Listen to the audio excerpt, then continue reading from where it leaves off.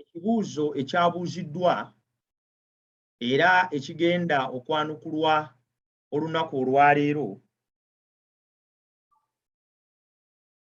ky'ekibuuzo ekikulu ekyabuuziddwa nga kibuuza ku muwendo ogwa 666 era ng'eyabuuzizza ekibuuzo kino ku mulundi guno yabuuzizza n'ekigenderwa eky'okumanya oba omuwendo guno gulina engeri yonna gye gukwataganamu nga gulina engeri yonna gye gukwataganamu n'ebintu nga microchip, nga gulina engeri yonna gye gukwataganamu n'ebintu nga okugema okwa COVID-19 n'ebintu ebirala ebigenda mu maaso ebinyumizibwa era ne byogerwa ku muwendo guno.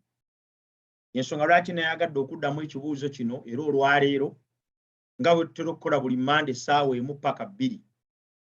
Mukama tusaba atuluŋŋamye nga tugenda mu kuddamu ekibuuzo kino. Waliwo okuyigiriza kungi nnyo era waliwo n'endowooza nnyingi nnyo ezikwatagana ku muwendo guno ogwa 666. Era ensonga lwaki kiri bwe kityo kubanga Setaani ayagala nnyo ddala okulaba nti amazima agali mu kitabo kyakubikkulirwa tegategeerwa. Ayagala nnyo ddala okulaba nti amazima agali mu kitabo kino ekyakubikkulirwa tegamanyibwa, kubanga singa obubaka buno abantu babulemererwa okubumanya bajja kuba bafiiriddwa kinene nnyo naddala abo abali mu biseera nga bino ebifundikira ebyafaayo by'ensi. Y'ensonga lwaki amazima gano ag'ekitabo kyakubikkulirwa gakeekebwa mu bintu eby'enjawulo ebyewuunyisa nga microchip, ng'okugema kwa COVID, nga tattoo n'abalala ne boogera ku barcodes eziri ku bucupa obw'amazzi n'ebintu ebirala ebitundibwa. Lwaki abantu batuuka eyo yonna? Batuuka eyo yonna kubanga bawuliriza nnyo kye bayita conspiracy theories, ebigambo eby'enjawulo abantu bye bagunjaawo olw'enkwe zaabwe n'ebiruubirirwa byabwe. Naye kye njagala mbategeeze mmwe abakkiriza okubeerawo okuyiga okw'akaseera kano kiri nti nga tetunnaba na kugenda nnyo wala mu muwendo guno ogwa 666, kikulu nnyo okumanya ekitabo kyakubikkulirwa n'omugaso ogw'obubaka obukirimu. Wano we njagala okutandikira kubanga y'ensonga lwaki bangi babula ne batamanya makulu ga bubaka obwo. Olw'okuba nti bangi batwala ekiseera kitono okuyiga ekitabo kyakubikkulirwa mu bwegaffu bwakyo ne mu bujjuvu bwakyo, naye ne babeeraawo nga balondalondamu obuntu obutonotono obubagasa, beesanga nga batuuse ku kufundikira okw'ekitundu. Olw'okuba nti bangi bawuliriza eno n'eri ku binyumizibwa n'ebyogerwa, beesanga nga obubaka obwakubikkulirwa n'ekigendeerwa kyabyo n'oyo gwe bubikkula nga tebamutegedde, naye nga bategedde nnyo ebintu ebirala, nga bategedde nnyo ebintu ebirala, nga bategedde nnyo Amerika, bategedde nnyo Barack Obama, bategedde nnyo Trump, bategedde nnyo genetically modified foods, bagenda okuva mu kitabo kyakubikkulirwa nga bategedde ebintu ebirala bingi, naye ng'obubaka oyo n'oyo gw'obubikkula tebamutegeeredde ddala. Kitalo. Ensonga lwaki obubaka olwaleero bungi obuyigiriza ku kitabo kyakubikkulirwa bukutte ekkubo ekitabo kino gye kikyatunudde, ne kirabikanga nti ekitabo kino Katonda yakkiriza Yokaana akiwandiike kitubikkulire Setaani n'enkola ze, kitubikkulire Paapa n'amannya ge ne gy'asuula ne byalya n'eŋŋendo z'atambula, okusinga okutubikkulira Katonda yennyini nannyini kukiwandiisa. Muganda wange ne mwannyinaze, awulira ebigambo bino. Twagala tutunuleko kati ku kitabo kino ekyakubikkulirwa. Kitabo kino kyawandiikibwa Yokaana ku kizinga Paatumo. Kunnyonnyolako akatono. Yokaana yali mu kiseera ekizibu, Obukristaayo nga buli wakati mu kuyigganyizibwa, ng'abayigirizwa oba abagoberezi ba Yesu Kristo abasinga obungi baali battiddwa, era nga n'abatume Yokaana asigaddewo yekka. Yali mu bweraliikirivu, yali mu kutya, ng'ali ku kizinga Paatumo, ng'amanyi nti okufa kwe yandiba enkomerero y'Obukristaayo, okufa kwe yandiba enkomekkerezo y'ekkanisa. Mu kiseera ekifaananako bwe kityo, Yokaana nga yeeraliikirira, Kristo kyavaamu ebikkulira ye yennyini, n'amuwa okwebikkulwa kwe nga Yesu. Kye kivaamu okuyita ekitabo kyakubikkulirwa, okubikkulirwa okw'essuubi. Ekitabo kyakubikkulirwa ng'otunuuliridde ddala olunyiriri olusooka olw'ekitabo kino. Bw'osoma mu kubikkulirwa essuula emu olunyiriri olusooka, osobola okulaba ebigambo bino. Kubikkulirwa essuula emu olunyiriri olusooka agamba bw'ati: okubikkulirwa kwa Yesu Kristo, Katonda kwe yamuwa okulaga abaddu be ebigwanira okubaawo amangu, n'abuulirira mu malayika we ng'amutuma eri omuddu we Yokaana. Olunyiriri lwennyini olusooka olw'ekitabo kyakubikkulirwa lutunnyonnyola nti ekitabo kino tekizze kubikkula mulala, naye kizze kubikkula Yesu. Obubaka obuli mu kitabo kino buzze kumubikkula nga ye Alufa ne Omega, afuga eggulu n'ensi n'ebyo byonna ebigenda mu maaso, era akola obutaweera okuyita mu byo okulaba nti alokola olwo lw'Omwana w'Omuntu. Bw'otunuulira ebitundu ebigattiddwamu ab'ekitabo kyakubikkulirwa, osobola okukakasa kino. Kubikkulirwa essuula esooka bw'ogyetegereza, etubikkulira Yesu Kristo ng'ow'amaanyi era omutukuvu, era atudde ku ntebe ey'ekitiibwa. Olwo nno Yokaana aleme okulowooza nti amaanyi gaggwaawo ne Kristo takyaliyo, ekkanisa yagirekerera. Essuula ey'okubiri n'ey'okusatu etubikkulira Kristo ng'omutwe gw'ekkanisa mu mirembe gyonna mw'egenda okuyita. Olwo nno Yokaana aleme okweraliikirira nti ekkanisa egenda kuyita mu bino byonna nga Yesu Kristo agiresse. Essuula ey'okuna paka ku y'okutaano etubikkulira Yesu Kristo, omwana gw'endiga, nga bw'agwanidde okusinzibwa yekka. Olwo nno Yokaana alyoka akitegeere nti si ku nsi kwokka kwe basinza, naye ne mu ggulu basinza ye, era akyasinzibwa. Essuula ey'omukaaga okutuusa ku y'ekkumi n'emu etubikkulira Yesu nga bw'ali mu kontrol ey'ebyo byonna ebigenda mu maaso mu byafaayo by'ensi. Olwo nno Yokaana alyoka akitegeere nti teriiyo kiba yadde ekiriba nga Kristo tamanyi, era nga tamanyi gye kiggweera. Essuula y'ekkumi n'ebbiri okutuusa ku y'ekkumi n'ennya etubikkulira olutalo wakati wa Kristo n'ekkanisa ate ne Setaani n'amaanyi g'oku nsi kuno. Era essuula ezo zitulaga engeri ekkanisa gy'egenda okuwangulamu n'abaasigalawo bwe bagenda okulangirira obubaka obugenda okufundikira ebyafaayo by'ensi. Olwo nno Yokaana akimanye ekkanisa ekyalina ebiseera eby'omu maaso biwanvu, era waliwo bangi abagenda okukola omulimu okusukka naye Yesu Kristo akomyewo. Osoma essuula y'ekkumi n'ettaano okutuusa ku ssuula ey'ekkumi n'omunaana, wano okulabawo ebiseera ebizibu ekkanisa byegenda okuyitamu mu kiseera ddala ekikomererayo nga Yesu Kristo tannaba kujja. Era neeraga Yokaana nti Yesu Kristo yagenda okubeera protector oba omukuumi ow'abo bonna abagenda okubeera mu kkanisa ey'ekiseera eky'enkomerero. Okuva ku ssuula y'ekkumi n'omwenda okutuusa ku y'abiri mu ebbiri eraga Yokaana nti Setaani n'amaanyi ge n'obuyinza bwe n'abo bonna abamuweereza bagenda kusalirwa omusango, kubasinge, bavunaanibwe era bazikirizibwe. ate abatuukirivu abasigadde nga beesigwa bagenda kuyingira mu bwakabaka bwa Katonda basikire ensi empya. Lwaki mpise mu kitabo kya kubikkulirwa kyonna? Nkiyiseemu kutegeeza ggwe alaba ebigambo bino nti ekitabo kino kiriwo kubikkula Yesu n'ekkanisa ye ey'ekiseera eky'enkomerero nga bw'egenda okulwanagana n'amaanyi g'ekizikiza ng'eri ku nsi kuno, naye oluvannyuma ekibi kisalirwe omusango era n'ekkanisa ewangulwe obwakabaka bwa Katonda bujje.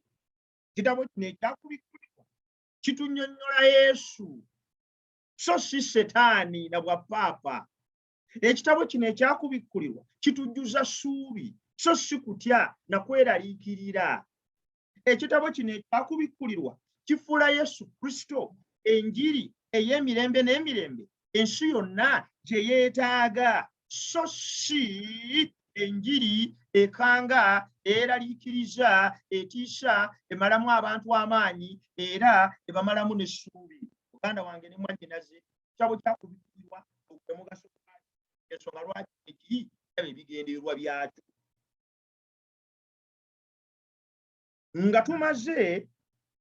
Nga tumaze okulaba lwaki ekitabo kino ekyakubikkulirwa kyaweebwa Yokaana okukiwandiika, njagala tuddeyo ku kibuuzo eky'omuwendo ogwa 666. Lwaki nsoose okuwa okunnyonnyola okwo? Tulekeraawo okubeera abantu abatambulira ku theories ne conspiracies ez'enjawulo. Tulekeraawo okubeera abantu abakyusa obubaka bw'ekitabo kino ne tubutunuuliza abo Katonda baataagendeera kubutunuuliza. Ekitabo kino kitubikkulira Kristo. It is the revelation of Jesus Christ. Era bw'okisoma n'okivaamu ng'otegedde Barack Obama, otegedde Trump, otegedde Papa John Paul Benedict Francis nga bwe yagenda e Yerusalemu, ng'oluvannyuma lw'okukisoma gwe bwe bubaka bw'ofunye, muganda wange ne mwannyinaze njagala nkunnyonnyola oba totegeeredde ddala mugaso gwakyo. Omugaso gw'ekitabo kino kutuleeta eri Yesu, kutuleeta eri bulokozi, kumutubikkulira ng'essuubi lyaffe, kumutubikkulira ng'omuwanguzi wa byonna, kumutubikkulira ng'amanyi byonna era buli ekigenda mu maaso akitegeera bulungi, kumutubikkulira nga nannyini kkanisa era agenda okugiwanguza newankubadde ng'egenda kuyita mu bizibu n'ebisoomoozo eby'enjawulo. Ku muwendo 666 tugusanga mu kitabo kyakubikkulirwa wokka essuula ey'e13. Njagadde nsome okuva ku nnyiriri 16 newankubadde nga bisangibwa mu 18, naye nalwo nja kulusoma olw'ensonga zitujja okutegeera mu maaso awo. Neewaliriza bonna abato n'abakulu, n'abagagga n'abaavu, n'ab'eddembe n'abaddu, okuweebwa enkovu ku mukono gwabwe ogwa ddyo oba ku byenyi byabwe. Era omuntu yenna aleme okuyinza okugula newankubadde okutunda, wabula oyo amaze okuteekebwako akabonero, linnya ly'ensolo oba omuwendo gw'erinnya lyayo. Awo ewali amagezi alina okutegeera abalirire omuwendo gw'ensolo, kubanga gwe muwendo gw'omuntu, omuwendo gwayo 666.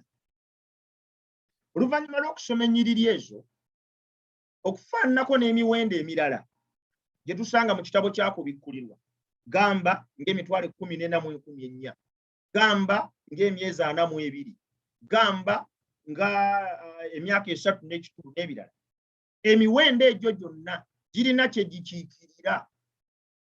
Tugiwa amakulu gaagyo si ng'egiri litero oba egikiikiridde ekyo kyennyini nga bwe giwandiikiddwa, naye tugiwa amakulu gaagyo nga gali figurative, mu bufunze nti munda mu gyo mulimu amakulu amakusike gegibikkula era ge gisongako. Ne 666 era nayo bweri, nga bwe tulaba nti emitwalo 14,104 si muwendo guli litero ndibye bantu abagenda okugenda mu ggulu, wabula muwendo ogukiikirira abantu bonna okuva ku kutondebwa kw'ensi okutuusa leero abagenda okuwangula mu kkanisa ey'oku nsi batuuke mu bwakabaka bwa Katonda. Ng'emyezi 42 bwe gikiikirira ennaku 1206, emyaka 1206, ne 666 bwetyo, muwendo ogulina kye gukiikirira. ogutavuunulwa ng'omuwendo oguli litero oguwandiikiddwa awantu naye oguvuunulwanga mu gwo munda omuli amakulu amakusike ageetaaga okutegeerwa. Olw'okuba nti ekitabo kyakubikkulirwa kirimu olulimi lwe tuyita apocalyptic language oba kiri apocalyptic in nature. Mu ky'omunda kirimu olulimi ekitabo kino ekyakubikkulirwa ng'olulimi oluwandiikiddwa luli mu bubonero. Tekyewuunyisa Bayibuli bw'egamba nti alina amagezi yajja okutegeera ebiri mu 666. Lw'okuba nti ekitabo kino kirimu olulimi lwa bubonero, bwe tutyo n'obubaka obukirimu tuteekwa okubutwala mu ngeri y'emu ng'obubaka obuli mu bubonero obulina kye bubikkula. Ekibuuzo kikuuza ng'ebiwandiikiddwa mu kubikkulirwa byali ddala ebyo byennyini, ensolo nga nsolo, omwana gw'endiga agaddala gyeguli oba kyayino oba Kenya gulya muddo, kye ŋŋamba ng'ebiri mu kubikkulirwa ddala biri litero. Olwo ekigambo kubikkulirwa tekyazikoze makulu. The book of Revelation has no meaning if its message is literal. Obubaka bw'ekitabo kyakubikkulirwa bwe buba nga tubuvuunula nga bwe tubusoma nti ejjembe ly'ejjembe, ensolo y'ensolo, mwana gw'endiga ddala mwana gwa ndiga guli mu ggulu eyo gulya muddo, abantu bagusinza. Ekibanga obubaka obwo tubuvuunula mu ngeri eyo, then ekigambo kubikkulirwa tekirina makulu. Ekigambo kubikkulirwa kikola amakulu kubanga obubaka obulimu bubonero obulina kye bubikkula. Ekyokubiri, Yokaana yennyini bwe yali ayogera ku muwendo guno ogwa 666 nga bwe tusomye, yagwogerako ng'omuwendo ogulina kye gukiikirira. Era kyava agamba nti alina amagezi, njogera kugava mu ggulu Omwoyo Omutukuvu g'agaba, yajja okusobola okutegeera abalire amakulu g'omuwendo guno. Bw'otunula mu lunyiriri olw'18 bwe lutyo bwe lugamba. Olw'ensonga eyo kiba kya bulalu, kiba kya bwewussa, kiba kya butetegeerera ddala okutandika okuddira omuwendo ogwa 666 n'otandika okuguvuunula nga ttatu ezigenda okukubibwa mu byenyi by'abantu. Kiba kya bulabe nnyo okutandika okuvuunula omuwendo ogwa 666 nga microchip. Nti bwe bakugema COVID-19 bakubamu ka microchip eyo 666. Kiba kya bulalu nnyo bw'otandika okuvuunula omuwendo gwa 666 nga social security number oba barcode ezisangibwa ku macupa agaliko ebintu ebitundibwa. Buli lwogezaako n'ovuunula omuwendo ogwa 666 n'ebintu ebikwatwako ebiri physical, obeera weerabiridde ddala enzivuunula ey'ekitabo kyakubikkulirwa, obeera weerabiridde ddala Yokaana kikyayogera ku muwendo ogwo, obeera weerabiridde ddala amakulu agaguweebwa ne mu kiwandiiko kyennyini ekyakubikkulirwa. Ensonga lwaki Bayibuli egamba nti abalina amagezi banaategeera amakulu gaagwo. Muleke abo abatalina Mwoyo Omutukuvu, muleke abo abatayagala kuluŋŋamizibwa Katonda batandike okuvuunula omuwendo guno ogwa 666 nga microchip, nga barcode, nga ekinamba kye bagenda okutambula nga bakuba ku byenyi by'abantu ne ku mikono gyabwe. Abatalina mwoyo na kumanya mubaleke bye baba bakola bwe batyo. Eggwe alina omwoyo wa Katonda asome ekigambo kye, oteekwa okugendako ewala n'omanya nti omuwendo guno bwe gwogerako mu byawandiikibwa tegwogerwako ng'ogukiikirira ekintu kyonna ekikwatwako oba ekirabwako, wabula munda mu gwo mulimu amakulu ag'ebuziba nga bwe tugenda okulaba. Tuna bagenda ku 666 n'okugivuuna. Kikulu nnyo okumanya nti olunyiriri lw'18 mu kitabo kyakubikkulirwa essuula y'e13 luyimirira lwokka. Eno y'ensobi abayizi b'obunnabbi gye bakola. Basoma omuteeko ogw'obunnabbi. Bayibuli erimu Genesis, erimu emiteeko. Nga bw'osoma ebitabo bya Yobu ne Zabbuli, si bw'osoma Enjiri, ate si bw'osoma ebitabo by'obunnabbi, ate si bw'osoma ebitabo by'ebyafaayo. Kati ensobi ekolebwa abasomi b'obunnabbi bangi, bwe batuuka okubusoma babusoma nga basikayo lunyiriri nga balinga abasoma Enjiri. Kati olinajjawo lwa 18 lwokka n'alusingolinga out n'aluteeka wali n'atandika okulugabira amakulu ye g'alulowoozezaamu. era biranti olunyiriri olwo teruyimirira lwokka. Olunyiriri olw'18 olwogera ku 666 lusibuka mu ssuula ye-13 ate essuula ye-13 esangibwa mu muteeko ogw'essuula 3 eye-12 eye-13 ne 14 ng'essuula ezo 3 kandandikire ku ye-12 eraga ekkanisa engeri gy'egenda okulwanamu n'ogusota ate essuula ye-13 eraga ekkanisa engeri gy'egenda okulwanamu n'amaanyi g'ensi nga geegase wamu n'obuyinza bw'eddiini okuginyigiriza ate essuula ye-14 eraga ekkanisa ng'eteereddwako akabonero ng'ebuulira enjiri okwanukula ebyo ebirabika mu ssuula ye-13 era enkomerero omusango gusalibwe kkanisa ewangule. Ogwo gwe muteeko olunyiriri we lusangibwa. Lwekyo oba oyagala okutegeera obulungi 666 oteeka okutegeera omuteeko weesangibwa. Esangibwa mu muteeko ogw'olutalo olunene 12 paka 14 essuula zaakulukulirwa. Ate si ekyo kyokka ogwanidde okutegeera nti esangibwa mu ssuula ye-13. Essuula ye-13 ennyonnyola sigenda kugisoma yonna kubanga sirina budde bwonna bwakubeera wano. Ate sigenda kuginnyonnyola yonna kubanga kiyinza okunneetaagisa ekiseera ekisingako olwaleero n'enkya ne luli. Naye okubula njagadde neekoneko mu ssuula olunyiriri gye lusangibwa sobole okusika amakulu paka etunyannyonnyola amakulu g'ennamba eno. Essuula ye-13 muganda wange ne mwannyinaze ennyonnyola major world political powers oba amaanyi ag'obufuzi ag'emirundi ebiri agagenda okulwanisa ekkanisa ya Katonda n'amazima geeyigiriza. Era wano mu ssuula ye-13 eyitibwa amaanyi ago oba obufuzi obwo buyitibwa nsolo. Lw'olaba ekitabo kyakubikkulwa nga kyogedde ekigambo nsolo omanyanga nti political powers nga zeegattiddwako religion. Ekigambo nsolo tekyogerwayogerwa okutuusa ng'amaanyi ago ag'obufuzi gayingiddemu okusinza okutali kwa mazima nga kwolekera butereevu abantu ba Katonda n'ekyo kye bakkiriza. Then that political power qualifies to be called a beast. Yeah, that is why si buli bufuzi bwonna obubadde mu nsi tebuyitibwa nsolo. Naye buno bwonna bw'owulira Babuloni, Bamedi n'Abaperusi bwonna bwogerwako kubanga bwali bufuzi obwagatta n'eddiini ne bukola okusinza okwalwanagana n'abantu ba Katonda wamu n'amazima ge bakkiriza. Essuula ye-13 tulaga amaanyi ago ag'emirundi ebiri.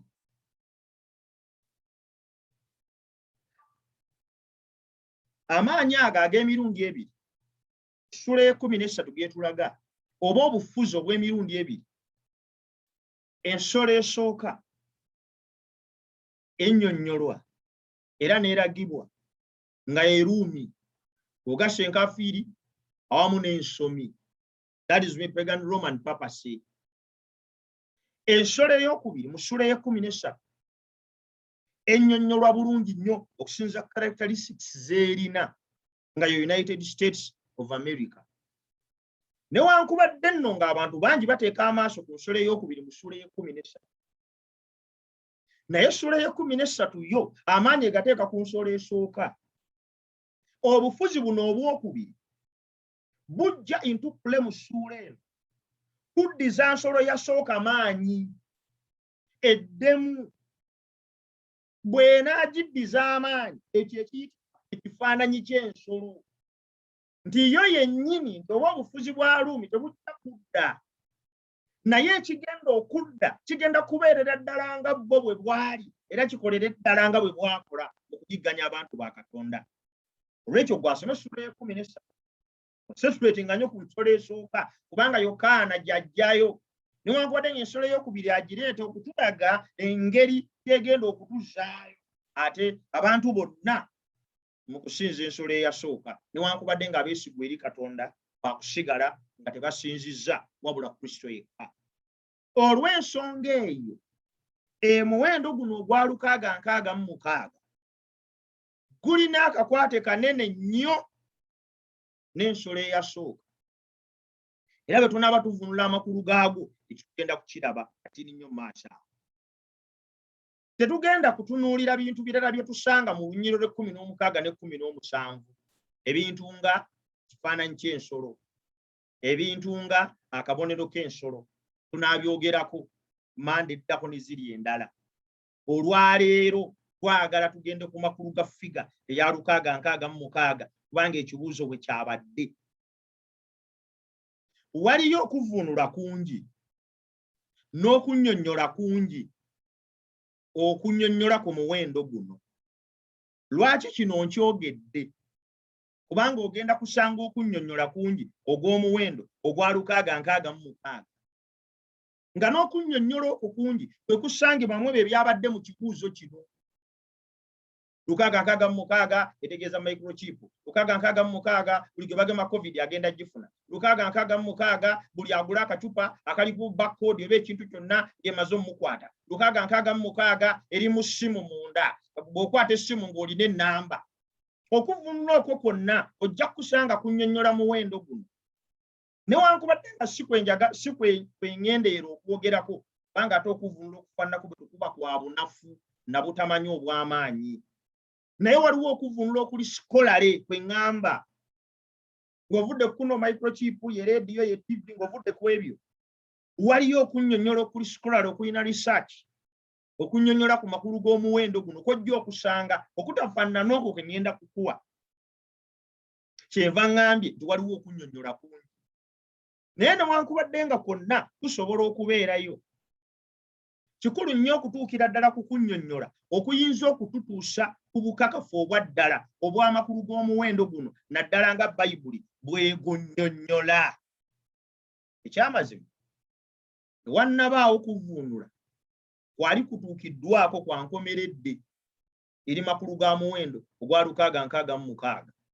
Kino nkyogedde eri abantu abawuliriza ebigambo bino nga ba-scholars basobola kati okuntegeera. Naye okuvvuunula kwonna kwetuwa kusinziira ku nzivuunula ya historist method of prophetic interpretation. Nakinnyonnyolako luli neero nnyinza okikoonako akatono nti 666 n'amakulu ge tugenda okugyogerako olwaleero okuvvuunula okwo kusibuka mu nzivuunula ey'abannabyafaayo. Enzivuunula naffe aba Seventh Adventist twayonka era ne tugeetikka nti ebyo byonna ebiriwo mu bunnabbi bizze bituukirira okuviira ddala ku mulembe gwa Yokaana nga bituukirira mu events ezizze zibaawo, era tukkiriza nti ebyafaayo eby'ensi eno bizannya ekitundu kinene nnyo mu kutuukiriza obunnabbi, okwawukanako ne ba preterist awamu ne ba futurist.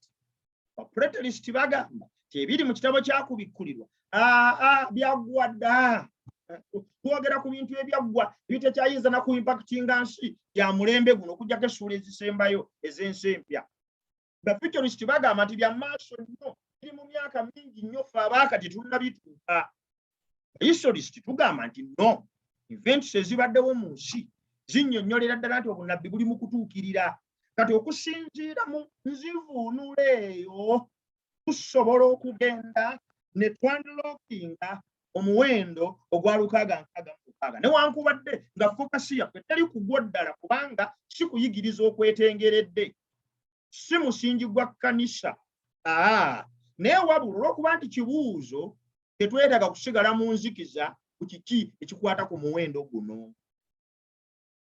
Omuwendo guno gwe twasomye essuula ya 13 olunyiriro lwe 18 naddala we gusangibwa baaguwadde characteristics bbiri. It is a number of a man and it is a number of the beast. Nga ntandikira ku characteristic ey'okubiri nti omuwendo guno is a number of the beast. Tusobola okukonkludinga bwetu nti omuwendo guno 666 bw'obanga onaaguwa amakulu gaagwo, amakulu gateekwa okuba nga galinaanye ensolo eyogerwako mu ssuula ye-13, ensolo eyasooka. Kiŋŋamba olw'ekyo newankubadde nga waliwo ebigambo ebirala bingi byosobola okujja mu 666 mu Lulatini ne mu nnimi endala. Naye bwe kibange ebigambo ebyo baamannya ago gojjeemu 666 nga tegalinaanye ensolo na characteristics zaayo ey'essuula ye-13 then oba tovuunudde butuufu. Ekyo nkyogedde okusobola okuggyawo abo abavuunula omuwendo nga bakozesa amannya amalala, gamba linnya lya Ellen White. Balikozesa ne balibalamu 666 ye rebaga temulaba 666 ye Ellen White. Osobola okufuna amannya mangi si Ellen White yekka n'ogajjamu 666 bw'oba oyagadde. Naye bwe kibanga amannya agojjeemu tekakwatagana na nsolo eri mu 13 oba tovuunudde bulungi. So bwe tuba tuli bakutuuka ku makulu ag'ekigambo kino tuleka okukola okuvuunula akulinaanye ensolo ye-13. Ekyokubiri, olw'okuba nti omuwendo guno gukiikirira muntu, is a number of a man. Bwe bagamba number of a man, kitegeeza nti omuwendo guno guli derived from the name, because the name represents us. Saba Yesu agamba musabe mu linnya lyange kimala. Okusoma mu linnya lya Yesu kitegeeza waali. Bwe muba mubatiza mubatize mu linnya lyange, ekitegeeza nti okubatiza kwonna mu linnya lya Yesu kuba kukoleddwa mu Yesu. So the name is important. So eri b'Ebbulaniya bokka abawandiisi, manyi ti mu bascholars aba Bayibuli ekyo mukimanyi bulungi, era ab'Ebbulaniya abawandiisi ekigambo erinnya kikulu era tomala gakigalabanja. Naye si eri bokka, n'eri eno ffe abaddugavu bayinza okuba nga tukyalaba amakulu mu mannya gaffe, naye amannya galina amakulu. Eyogera boogezi linnya, ne bamanya ekika kyo, ne bamanya gy'ova, ne bamanya jjajjaawo, ne bamanya obuwangwa bwo, ne bamanya gy'osibuka. Njogera wano mu Buganda. Olw'ekyo bagamba ekigambo nti represents a man. Omuwendo guno gukiikirira muntu, omuntu abeera mu linnya. Ekitegeeza nti bw'otandika okwogera ku 666 nga microchip, ng'okugema kwa COVID,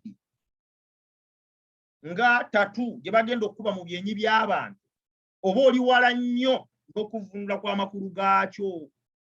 Kubanga 666 ekiikiridde muntu, omuntu oyo ng'alinaanye ensolo eyasooka ye Ruumi enkaafiiri ng'ogigasseeko n'ensomi eriyita Rome.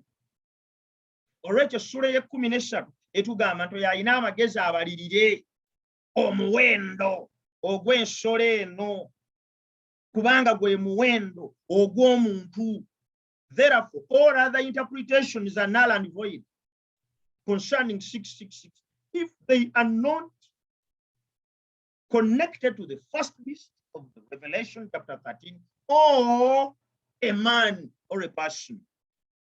Basebo ne bannyabo, lw'okuba nti ensolo eyasooka ekiikiridde Luumi enkaafiiri n'ensolo. Ale scholars oba abavuunuzi abaasooka okuvuunula amakulu ag'omuwendo gwa 666 bakkiriza bwe bati nti omukulembeze eyakulembera mu ebbanga lyonna obwakabaka buno bwa Ruumi n'abutuusa ku kuyigganya abakristaayo, n'abutuusa kulwanisa amazima ga Katonda, n'abutuusa n'okuvvoola Katonda by'ayigiriza n'ekigambo kye, ng'ayitibwa papase. Kanjogere ku system yonna kubanga saagala kusingolinga out omuntu omu. The problem is not the Pope. The problem is the system. Kubanga papa yayinza n'okutenenya nadde eri Katonda. Era to our own surprise, bangi tujja kubasanga bugulu ate tunyiigire eyo kubanga tuli ba conservatives ate tulowooza tuli batukuvu nnyo. Naye njogera ku system eya papasi ky'omukulembeze waayo yaweebwa ekitiibwa ekiyitibwa vicarious fidei. Ekitiibwa ekyo ekya vicarious fidei kiri mu lulimi Lulatini. Lwaki kyaggyibwayo? Kubanga ebiwandiiko bingi eby'ebyafaayo ebiteeka omukulembeze w'obwa paapa okubeera vicarious fidei, ekigambo ky'Oluzungu ekiriko the vicar of the Son of God. Newankubadde nga bakyegaana, era nga bagezaako kudinayinga ebiwandiiko byonna bwe kiyinza okuba nga kisangibwa. Naye n'okutuusa olwaleero nga tetwerumye lulimi obwa paapa omukulembeze waabwo ayitibwa omusika wa Kristo ku nsi. Kino kirina kitegeeza okweyita omusika wa Kristo. Ate nga mu Bayibuli omusika wa Yesu yali omu, ye Mwoyo Omutukuvu. Yagamba nti bwe ndigenda oyo agenda kubajjira, alibayigiriza byonna, alibabuulira byonna, alibasomesa byonna bye nabalagira, era ndi wamu nammwe okutuusa emirembe lwe giriggwaawo. Naye ng'oggyeko Omwoyo Omutukuvu, omusika wa Yesu, ku nsi tulinawo omulala nga muntu, ng'ekifo ky'Omwoyo Omutukuvu yakitwala, yaluŋŋamya, yatereeza, yalaga eby'okuyigiriza, yalaga ebirina okukkirizibwa, yalaga ebirina okugobererwa. Mulimu Omwoyo gwe yandikoze yagukola. Abannyonnyozi abaasooka kyebava bagamba ekitiibwa kino ekya Vicarious Filii ekiri mu Lulatini bwe kibalibwamu omuwendo gwakyo kwe sijja kutwala nnyo budde nga ngezaako okugubala kubanga ndowooza nnyinza okugezaako wano okulaba oba nnyinza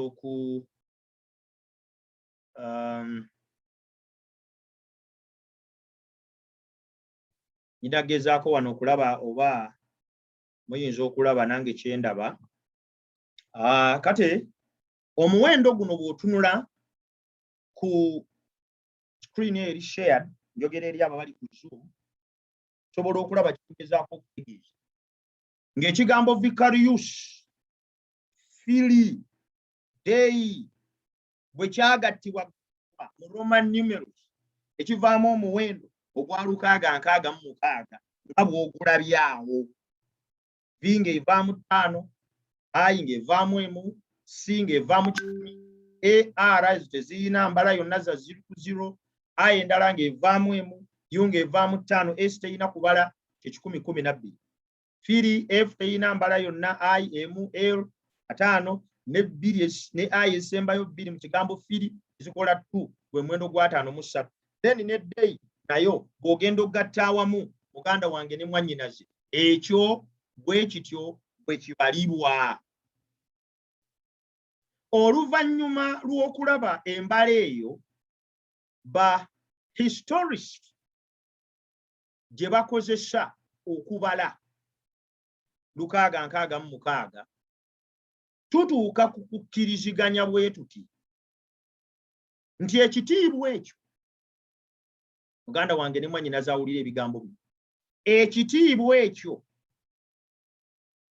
ekiweebwa Yesu yekka kaakano kifunziddwa nate kiweebwe, ekiweebwa Omwoyo Omutukuvu yekka kaakano kifunziddwa nate kiweebwe omuntu. Olw'ekyo muganda wange ne mwannyinaze 666 muwendo oguva mu linnya ery'omuntu, ate ng'omuntu oyo alina obuyunge n'ensolo eyakubikkulirwa 13, tewali kubuusabuusa. Kigambo Vicarious Filii Dei ekivululanga Vicar of the Son of God kijjayo embalirira eno okusinziira ku nzivuunula ey'abahistori. Katufundikire bwe newankubadde ng'okuvuunula kuno kuli disputed era tekukkirizibwa bangi, naye kulinaana nnyo obubonero obw'omuwendo ogwa 666. Kibi nnyo okuteeka amaaso ku muwendo guno kubanga newankubadde nga guwandiikibwa mu kitabo kyakubikkulirwa, naye amakulu gaago matono nnyo nnyini ddala mu kuvuunula kwakyo.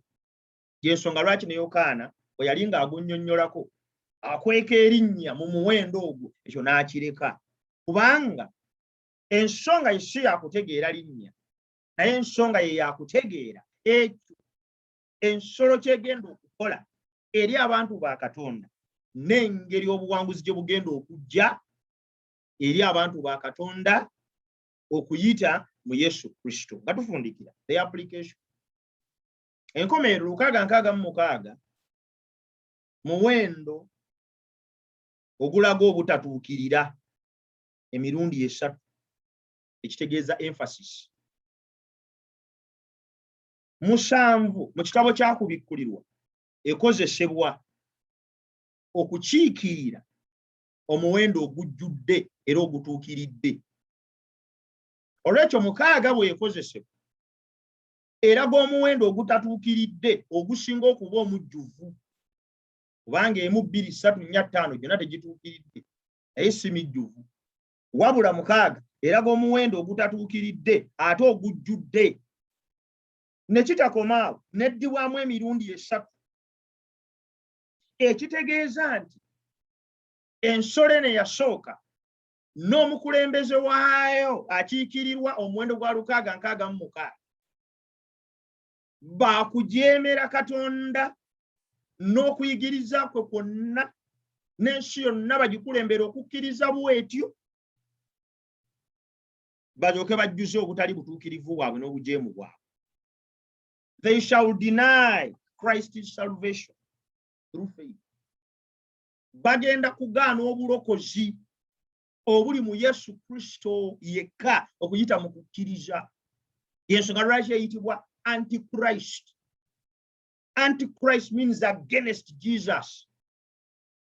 Omuwendo gwa 666 bwe tuguleeta mu application gutegeeza obujeemu obujjudde eri Katonda n'okuyigiriza kwe, obujeemu eri obulokozi obuli mu Yesu Kristo yekka, obujeemu eri okusinza okw'amazima okuli mu Kristo yekka, obujeemu eri obuwulize eri amazima agali mu Bayibuli.